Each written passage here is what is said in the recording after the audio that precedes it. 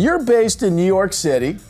Young the Giant is based out here in Orange County, California. How did you hear about the band, number one? And number two, what is it that attracted you to Young the Giant as a potential client? What attracted me was the song Cough Syrup. They had, a really strong sense of song structure and songwriting, which I thought could translate really well and be really palatable. Is that your experience as well, that it takes time for these things to develop?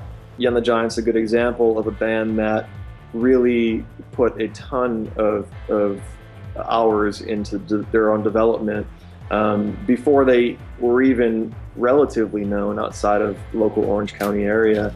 My story is kind of intertwined with Grouplove's formation story because of the way it all happened. For all different reasons, they ended up in Greece. At night, they used to pass around the guitar and play each other's songs and became friends. And about a year later, after they'd all gone back to their homes in London, New York, and LA, they decided to drive across country. And while they were in LA, they didn't know anybody else except for the two guys they'd met in Greece. They kind of made one song and liked the way it sounded and made a few more, and that was it. They all went back to their lives.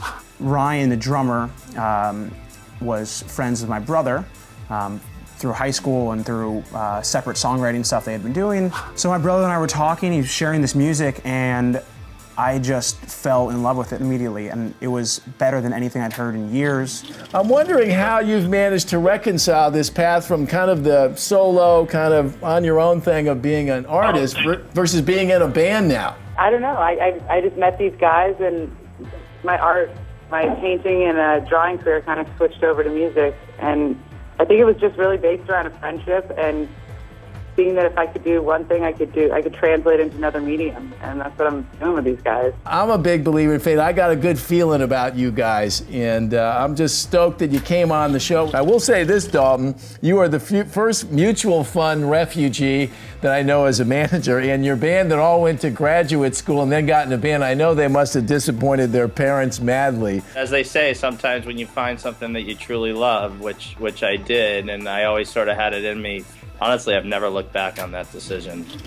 Being such a fan of the format, what I did is, I called Nate and said to him, like, I'd love to talk to you about what you're going to do next. I'm not going to assume because your day-to-day manager here within our company is leaving that you want to stay here. So I want you to treat me like you would be interviewing for new managers, and if through that process, you feel like you want me to manage you, I'm here, I want to do it, and I think I've got a great plan for you. We hit it off from then, and that we really started getting going with fun probably just over 4 years ago now. So, and the first thing we did was we put out their first album, Aim and Ignite, and we put that out ourselves through the management company. So we did it as a joint venture with the band and the management company. As you and I have been doing this for a while now, success in the music business can almost feel like a miracle sometimes,